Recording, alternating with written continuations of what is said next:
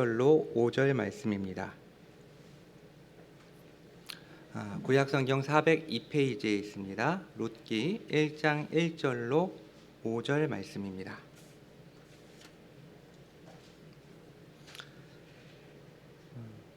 제가 한 절, 여러분이 한 절, 마지막 5절은 같이 읽겠습니다. 사사들이 치리하던 때에 그 땅에 흉년이 드니라. 유다 베들레헴에 한 사람이 그의 아내와 두 아들을 데리고 모압 지방에 가서 거류하였는데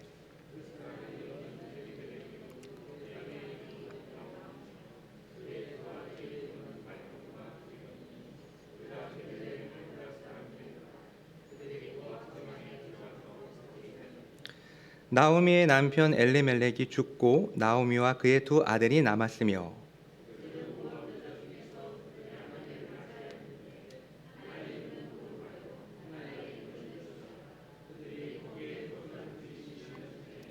말론과 기론 두 사람이 다 죽고 그 여인은 두 아들과 남편의 뒤에 남았더라. 앞으로 수요 기도의 시간에 이 룻기 말씀을 가지고 여러분들과 함께 은혜를 나누기를 원합니다. 특별히 오늘은 이 룻기에 대한 서론적인 내용과 배경에 대해서 함께 나누도록 하겠습니다. 사사기, 이 룻기 바로 앞에 있는 사사기 17장부터 21장은 사사기 전체에서 부록과 같은 두 개의 에피소드, 두 개의 이야기가 기록되어 있습니다. 그 두 개의 이야기는 가나안 땅에 정착한 이스라엘 백성들이 얼마나 타락했는지를 보여주는 가슴 아픈 이야기입니다. 그리고 곧바로 연결되는 이 룻기는 동일한 시대, 똑같이 이 사사 시대의 세 번째 신례를 보여주고 있는데 이 개념이 이해가 가십니까? 룻기 바로 앞에 사사기가 있고 이 사사기 17장부터 마지막 장까지는 이 두 개의 실제적인 그 사사기 시대 때의 모습을 보여주고 있는데 곧바로 연결되는 이 룻기에 또 다른 세 번째 신례가 나온다라는 것입니다. 그런데 이 앞에 전 이 두 개의 이 신례는 굉장히 가슴 아픈 이스라엘 백성들의 이 타락한 모습을 보여주고 있다면 이 세 번째 신례는 다행스럽게도 경건한 사람들의 이야기를 우리에게 보여주고 있습니다.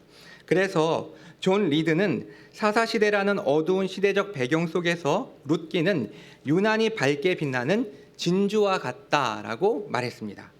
즉, 조개가 고통 속에서 진주를 만들어내는 것처럼 고통의 시대 속에서 빚어진 진주와 같은 이야기가 바로 이 룻기라는 것입니다. 특별히 우리는 이 룻기 속에서 하나님을 향한 믿음을 보여주는 룻, 그리고 그에 대한 사랑을 보여주는 보아스, 그리고 인생의 직격탄을 맞아서 1장에서 텅 빈 상태로 시작했던 나오미가 4장에서 가득 채워지는 소망의 이야기를 볼 수가 있습니다. 즉 우리는 이 룻기 속에서 믿음과 사랑과 소망, 믿음, 소망, 사랑의 이야기를 볼 수 있는 것입니다. 자, 그렇다면 이 룻기의 배경이 되는 사사시대는 어떠한 시대였을까요? 당시를 한 문장으로 표현한다면 그때의 이스라엘의 왕이 없었다라고 표현할 수가 있습니다. 이 문장은 17장부터 모두 4번이나 반복되고 있습니다. 이스라엘에게 있어서 왕은 우리가 생각하는 인간 왕이 아닙니다. 시내산에서 모세를 통해 이스라엘과 언약을 맺으신 하나님은 내가 너희의 하나님이 되고 너희는 나의 백성이 될 것이라고 말씀하셨습니다. 따라서 이스라엘은 하나님의 백성이고 하나님은 이스라엘의 왕입니다. 그런데 그때의 이스라엘의 왕이 없었다라는 것은 곧 그들이 하나님을 왕으로 인정하지 않았다라는 표현입니다. 하나님에 대한 예배적인 형식은 있었지만 하나님을 향한 믿음은 없는, 여러분 이 당시에도 분명히 이스라엘은 물론 다른 나라들처럼 다른 이방 나라들처럼 조직적인 국가 체계를 가지고 있는 것은 아니었지만 하나의 커다란 신정 국가의 형태로 모두가 하나님께 제사를 드리고 종교적인 규례를 지키는 사회였습니다. 그러나 그들은 하나님도 믿고 바알도 믿었습니다. 그들은 하나님도 믿고 아스다롯도 섬겼습니다. 이것은 하나님을 믿는 것이 아닙니다. 결국 이들은 하나님을 향한 지독한 불신과 하나님의 왕되심을 인정하지 않고 자기 소견에 옳은 대로 행했습니다. 그래서 자신들의 상식과 주변의 세계관에 따라 삶을 살았던 것입니다. 하나님을 믿는다라고는 하지만 그들의 삶 속에서 하나님은 왕이 아니었고 아무런 영향력을 미치지 못했습니다. 그래서 사사기 마지막 절인 사사기 21장 25절에서 그때에 이스라엘의 왕이 없으므로 사람이 각기 자기의 소견에 옳은 대로 행하였더라라고 말씀하고 있습니다. 저는 이런 상태가 오늘날의 교회의 모습과 굉장히 비슷하다는 생각을 했습니다.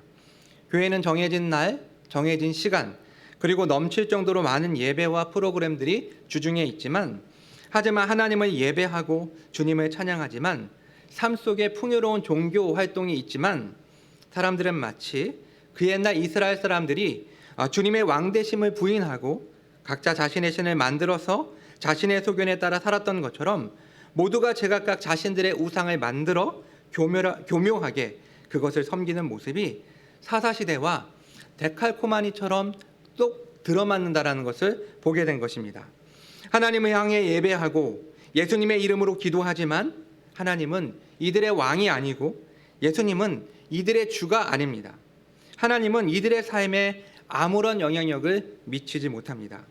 그러나 하나님께서는 이 썩은 사사시대에도, 이 절망의 사사시대에도 믿음의 사람들을 일으키셔서 그것을 통해 자신의 인애를 보여주시고 소망을 주셨던 것처럼 오늘 이 시대에도 하나님은 믿음의 사람들을 부르셔서 자신의 인애를 나타내시며 소망으로 이끄실 것입니다. 따라서 우리는 이 룻기를 통해서 하나님이 어떻게 이 암울한 시대에 자신의 인애를 나타내시는지, 그리고 우리에게 어떠한 소망을 주시는지를 발견해야 합니다. 사사기 21장 25절, 즉 마지막 장 마지막 절에서 그때에 이스라엘의 왕이 없었다라는 이 문장으로 이 사사기는 끝이 났습니다. 그러나 이어지는 룻기, 이 룻기는 하나님은 나의 왕이시다라는 이름의 뜻을 가지고 있는 엘리멜렉의 가족의 이야기로부터 시작됩니다. 굉장히 신기하지 않습니까? 사사기는 그때 왕이 없었다라고 하면서 이 책이 끝나는데, 새롭게 시작되는 이 룻기라는 책은 엘리멜렉, 하나님은 나의 왕이다라는 그런 이름의 뜻을 가지고 있는 한 가족의 이야기로 시작되고 있는 것을 볼 수가 있습니다. 사실 룻기는 전체가 하나의 간단한 이야기이지만 이 성경의 저자는 이 등장인물들의 어떤 행동에 대해서 그것이 옳았다든지 잘못됐다든지에 대한 어떤 가치평가를 매기지 않고 있습니다. 따라서 동일한 사건에 대해서 다양한 해석들이 존재합니다. 1절과 2절을 다시 한번 보겠습니다. 같이 읽어볼까요? 사사들이 치리하던 때에 그 땅에 흉년이 드니라. 유다 베들레헴의 한 사람이 그의 아내와 두 아들을 데리고 모압 지방에 가서 거류하였는데 그 사람의 이름은 엘리멜렉이요 그의 아내의 이름은 나오미요 그의 두 아들의 이름은 말론과 기럐이니 유다 베들레헴 에브라 사람들이더라. 그들이 모압 지방에 들어가서 거기 살더니. 룻기는 이 유다 베들레헴에 살고 있던 평범한 한 가족의 이야기로부터 시작됩니다. 남편은 엘리멜렉, 아내의 이름은 나오미, 그리고 두 아들의 이름은 말론과 기럐입니다. 그런데 베들레헴에 흉년이 들자 엘리멜렉은 아내와 두 아들을 이끌고 모압 지방에 거류하게 됩니다. 여기서 이 거류하다라는 이 단어의 원어적인 뜻은 임시 거주입니다. 따라서 우리는 이 가족이 기근을 피해서 잠깐 그곳에 머물 생각으로 모압 지방을 방문했다는 것을 알 수가 있습니다. 하지만 2절 말미에서 거기 살더니 결국 이 가족은 그곳에 눌러앉아 정착을 하게 됩니다. 우리가 룻기의 배경을 잘 이해하기 위해서는 먼저 두 가지의 중요한 질문을 생각해 봐야 됩니다. 첫 번째는요, 먼저 이 베들레헴에 왜 흉년이 든 것일까를 생각해야 됩니다. 베들레헴에 왜 흉년이 들었을까요? 성경에 따르면 흉년은 여러 가지 이유로 발생할 수가 있습니다. 그러나 크게 두 가지로 우리가 정리를 해본다면, 먼저 단순한 자연 현상일 수가 있고, 두 번째는 하나님의 징계일 수도 있습니다. 이에 대해서 룻기의 저자는 아무런 말도 하지 않고 있습니다. 그런데 이 사사시대는 모세 언약 아래에 있던 시기입니다. 따라서 신명기 28장에 따르면 이스라엘 백성들이 하나님의 말씀을 듣고 하나님의 명령에 순종하면 복을 얻지만 이스라엘 백성들이 하나님의 말씀에 순종하지 않고 그 명령을 지키지 않으면 하나님으로부터 벌을 받게 될 것이라고 말씀했습니다. 그런데 그 본문에 명시된 그 벌, 징계는 흉년이나 역병, 적국의 침략과 압제였습니다. 이러한 배경 속에 오늘 베들레헴에 내려진 이 흉년이 두 가지 이유에서 자연적인 흉년이 아니라 하나님의 징계에 따른 흉년이라는 것을 알 수가 있는데, 첫 번째로 이 흉년이 이스라엘 지역에만 내렸다라는 것입니다. 요단강 건너 이 모압 지역에는 흉년이 내리지 않았어요. 이스라엘 사람들에게 모압은 역사적으로 여러 가지 이유로 기피했던 그런 민족이었는데, 이스라엘 사람들이 왜 모압 민족을 기피했을까요? 이유가 많습니다. 첫 번째는 모압은 이 롯과 아브라함의 조카였던 롯과 그 딸이 근친상간에서 비롯된 족속이었기 때문입니다. 두 번째는 출애굽 때 모압은 이스라엘에게 길을 내주지 않았습니다. 특별히 모압 왕 발락은 발람을 고용해서 이스라엘 백성들을 저주하려고 했습니다. 세 번째, 광야에서 모압 여인들과 이 미디안 여인들이 이스라엘 남자를 유혹해서 혹독한 심판을 받게 됩니다. 이것을 바알보올 사건이라고 하는데, 여기에서 하나님으로부터 굉장히 큰 심판을 받게 되었습니다. 그리고 신명기 23장에서 모압 사람은 이스라엘의 총회에, 이스라엘의 회중에 영원히 들어오지 못할 것이라는 말씀을 하나님께서는 하셨습니다. 그리고 다섯 번째로 사사시대에 모압 왕 에글론이 18년 동안 이스라엘을 지배했었습니다. 따라서 이스라엘 사람이 모압 지방으로 도피한다는 것은 굉장히 수치스럽고 위험한 일이었습니다. 그런데 엘리멜렉이 이 베들레헴만 흉년이 들었다면 다른 가나안 지역, 다른 이스라엘 지역으로 도피를 했겠지만, 이주를 했겠지만, 굳이 이 모압 지역으로 건너간 것을 보면 이것이 이스라엘 전역에 내린 흉년이었고 하나님께서 이스라엘을 징계하기 위한 흉년이었다라는 것을 우리는 추정할 수가 있습니다. 그리고 두 번째 이유는 이것이 하나님의 징계라는 것을 확실하게 말해준대요. 6절을 보면 여호와께서 자기 백성을 돌보시사 그들에게 양식을 주셨다라고 말씀합니다. 즉 지금까지 하나님은 이스라엘을 벌 주시기 위해 그들을 내버려 둔 것입니다. 결국 이러한 이유들로 인해 우리는 이 흉년이 사사시대의 이스라엘의 불순종에 따른 하나님의 징계라는 것을 알 수가 있습니다. 두 번째 문제는요, 엘리멜렉이 가족을 이끌고 약속의 땅을 벗어나서, 이 가나안 땅을 벗어나서 모압 지역으로 건너간 것이 옳은 행동이냐 아니냐의 문제입니다. 이 문제에 대해서도 역시 마찬가지로 저자는 아무런 평가를 내리지 않고 있습니다. 먼저 대다수의 주석가들과 설교자들은 이 엘리멜렉의 행동, 그가 가족을 이끌고 가나안 땅을 벗어나서, 약속의 땅을 벗어나서 모압으로 이주한 것에 대해서 굉장히 부정적으로 평가를 하거나 비판합니다. 그리고 실제로 본문을 통해 나타난 결과를 보면 그럴 만도 합니다. 죽음을 피해서 모압으로 건너갔던 엘리멜렉과 두 아들은 결국 그곳에서 죽음을 맞이하게 됩니다. 기쁨을 찾아 떠났던 나오미는 결국 며느리들과 함께 과부가 되어서 인생의 쓰디쓴 맛을 보게 됩니다.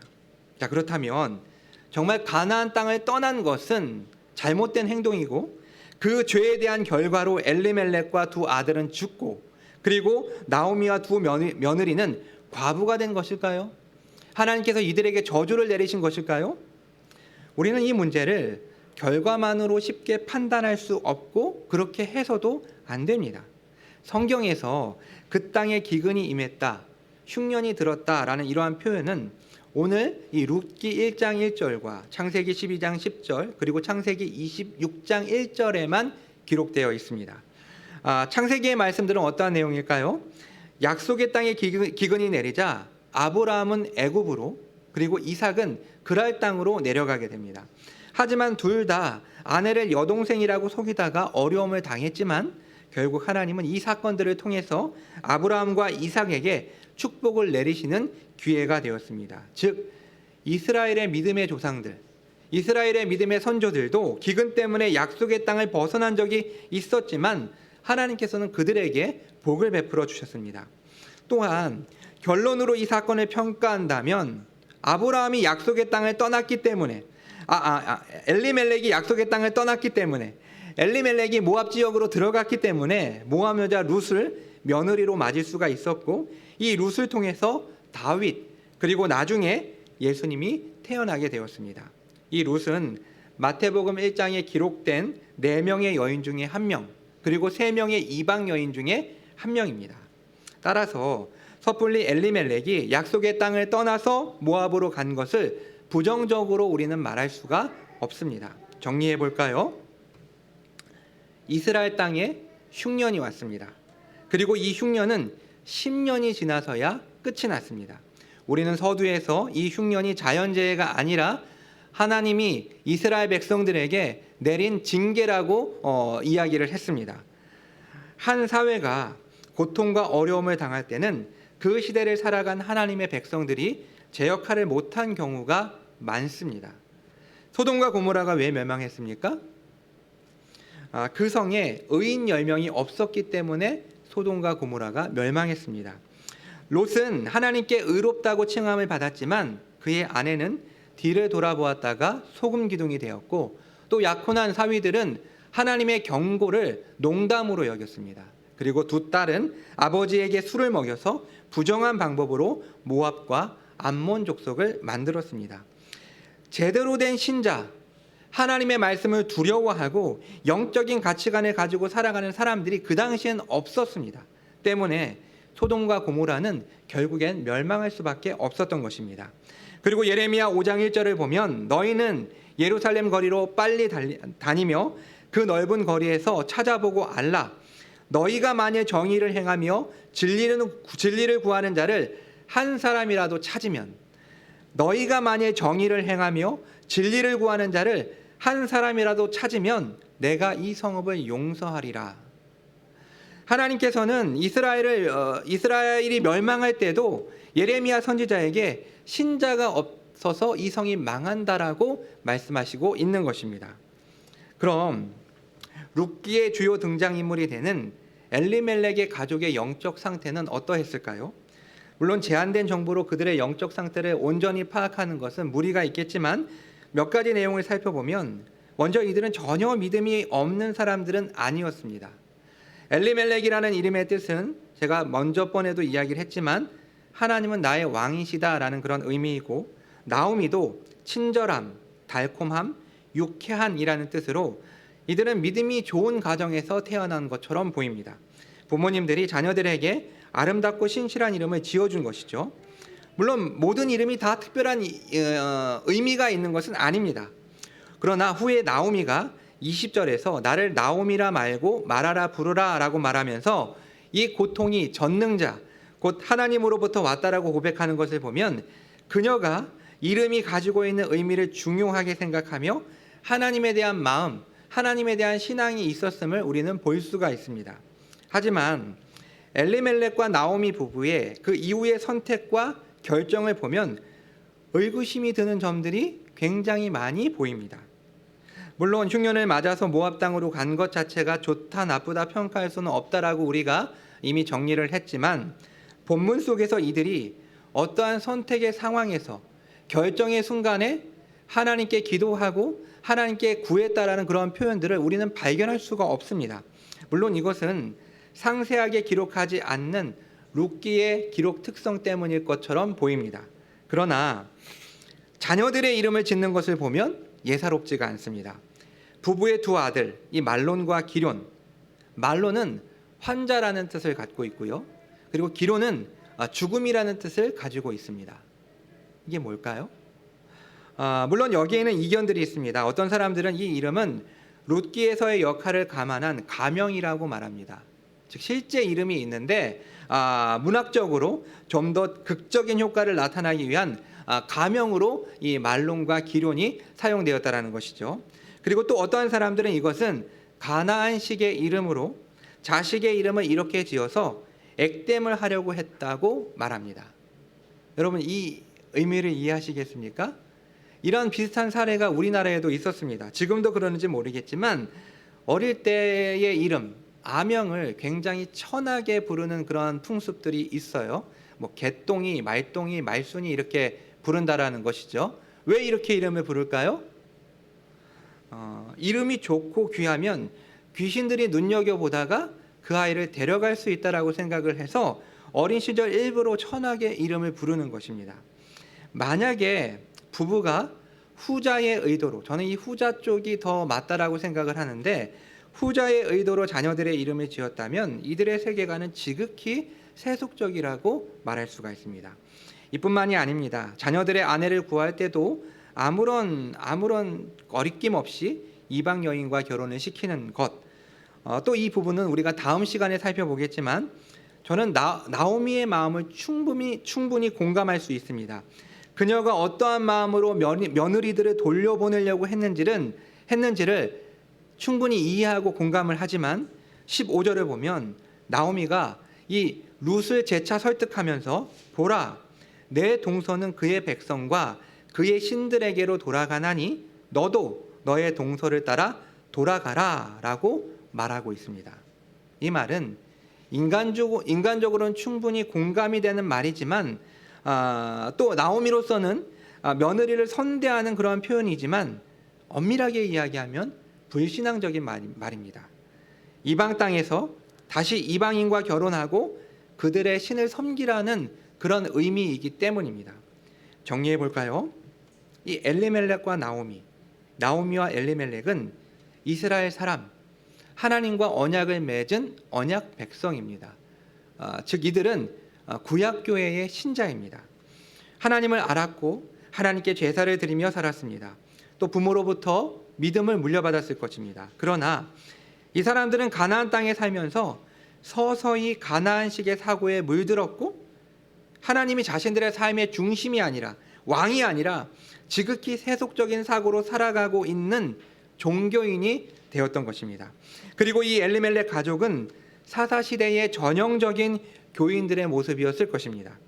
결국 맛을 잃은 소금처럼, 빛을 비추지 못하는 빛처럼 살아가는 자신의 백성들을 향해, 언약의 내용을 신실하게 이루지 않는 백성들을 향해 하나님께서는 10년 동안 혹독한 흉년을 내리신 것입니다. 말씀을 정리하도록 하겠습니다. 한 사회가 고통과 어려움을 당할 때는 그 시대 안에 살아가는 하나님의 백성들이 제 역할을 다하지 못하는 경우가 많습니다. 또한 이것을 개인적으로 적용해서 21절에서 나오미는 내가 풍족하게 나갔더니 여호와께서 내게 비어 돌아오게 하셨느니라.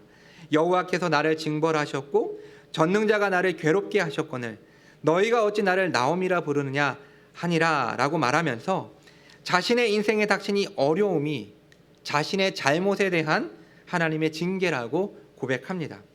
이처럼 룻기에서 이스라엘의 잘못으로 인한 언약적 징계로서의 흉년, 그리고 엘리멜렉 가족의 불신앙적인 선택들은 그들의 인생의 고통을 가져왔지만, 하지만 모든 고통과 어려움의 원인을 하나님이 징계라고, 신자가 잘못했기 때문에, 내가 잘못했기 때문이라고 단정지어서 우리는 말할 수 없습니다. 왜냐하면 아담의 범죄로 인해 모든 관계, 즉 하나님과 인간, 인간과 인간, 인간과 피조 세계와의 관계 단절과 파괴로 인해 궁극적인 고통과 괴로움이 시작됐지만, 어떤 경우에는 지진, 화산 폭발, 쓰나미, 홍수, 산불 등 자연재해와 같은 자연적인 악도 있기 때문입니다.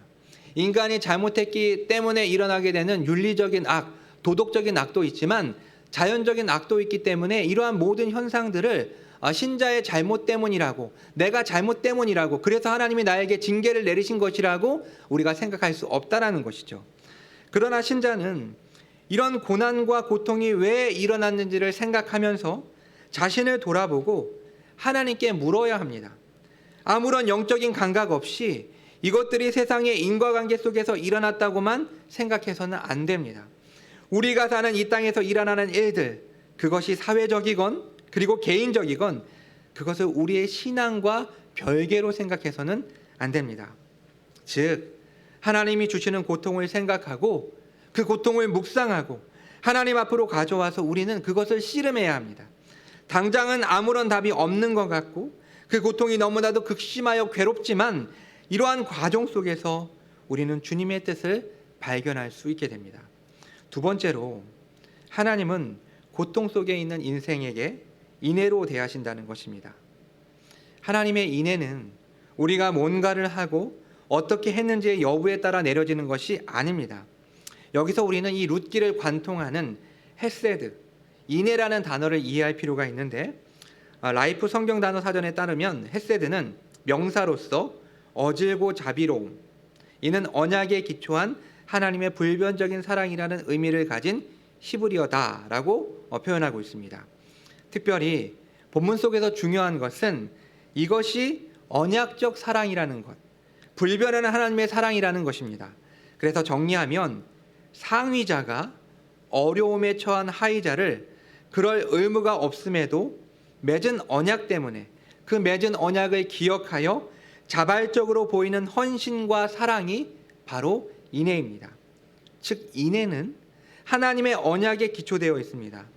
하나님은 나는 그들의 하나님이 되고 그들은 나의 백성이 된다는 이 약속에 따라서 설령 인간이 그 약속을 파기하고 배반했을 때 그에 대한 징계로 하나님은 백성들에게 벌을 내리시지만 그들이 괴로워하고 하나님 앞에 나올 때 하나님은 긍휼히 여기시고 인애를 베풀어 주시는 하나님이십니다. 우리는 룻기를 통해 한 가정, 왕이 없는 가정을 하나님께서 어떻게 다루어 가시는지를 볼 수가 있습니다. 여기서 이 가정은 가장 패역했던 사사시대의 이스라엘을 상징하고 더 나아가서 오늘날 고통 속에 있는 우리의 모습을 상징합니다.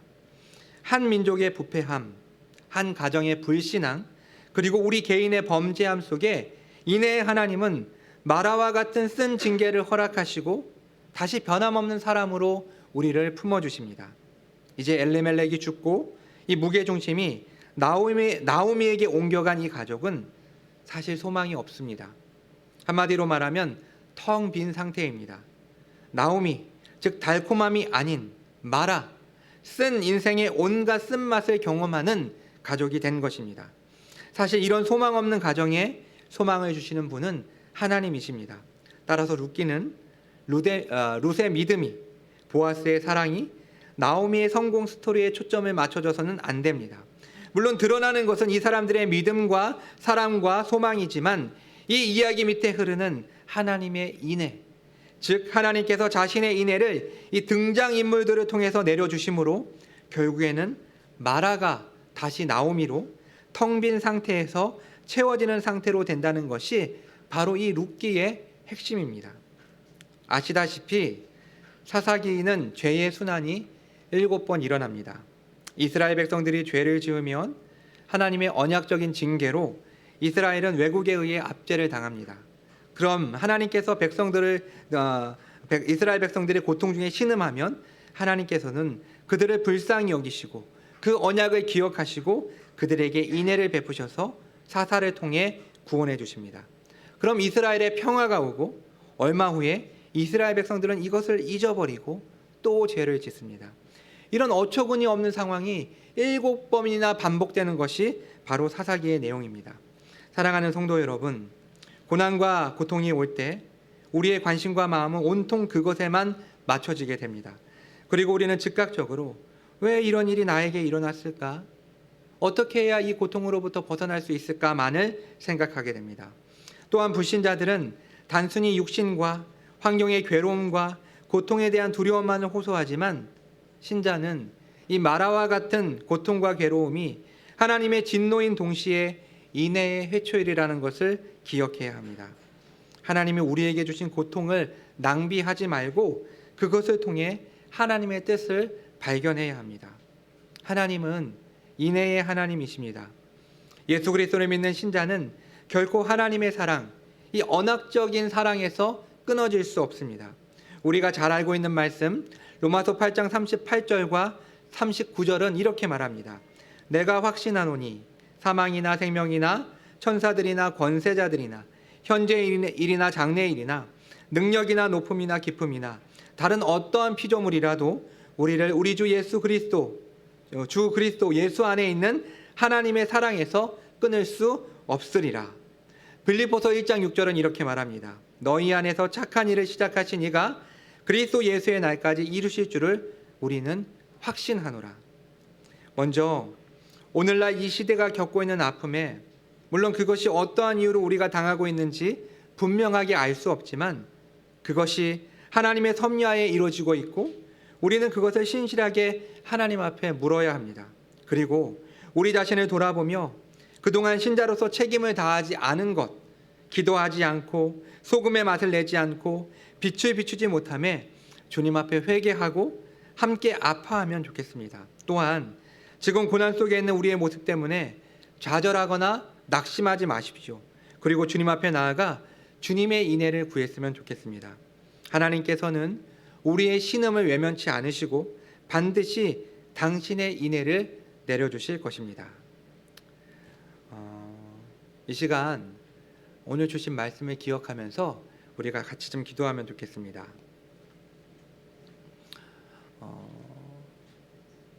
시대의 아픔의 신자는 책임이 있는 존재입니다. 이 세상 속에서 일어나는 일들에 그동안 우리가 관심을 갖지 않은 것을 회개하고 또 자신의 삶 속에서 알 수 없는 그리고 끝이 보이지 않는 이 고통의 의미가 무엇인지를 주님께 묻고 주님의 인애를 구했으면 좋겠습니다. 특별히 소리내지 않고 우리가 조용히 주님 앞에 오늘 함께 나는 이 말씀해 주시는 그 은혜를 생각하면서 같이 기도하도록 하겠습니다. 기도하겠습니다.